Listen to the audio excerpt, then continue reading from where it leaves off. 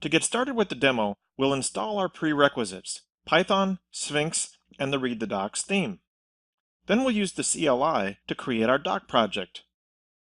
We'll build the project and then have a look at the basic structure of the project as well as checking out the result of the build in the browser.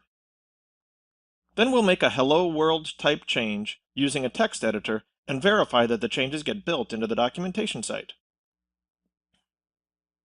Before we download and install any prerequisites, I first want to point out the main Read the Docs sites.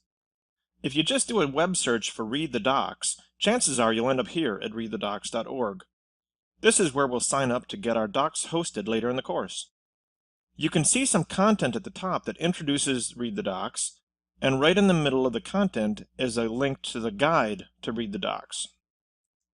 When we follow that link, we arrive at a documentation site about Read the Docs that was built using Read the Docs. The initial document we see covers how to get started with Read the Docs. Feel free and encouraged to browse around here for information beyond what we do in this course. We'll peek back here a couple of times throughout our journey and review a couple of specific items, but I just wanted to make sure you knew it was there. So now on to the prerequisites. Let's pop over to our other tab and get Python installed. To do that, we just download the latest version of Python for whatever platform you're running on, and once it's downloaded, invoke it as an administrator. I'll check the option to add Python to my path, and then install it. It'll likely take you a minute or two to do this, but I've collapsed this time since watching an install isn't that interesting.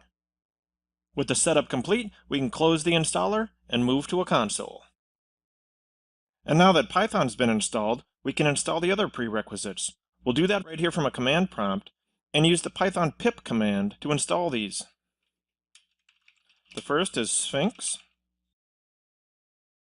It takes just a second to run through all of its stuff. And then that finishes up. We have one more to go. It's the Read the Docs theme.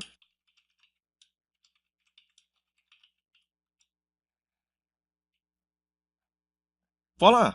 At this point, we're all set to create our doc project.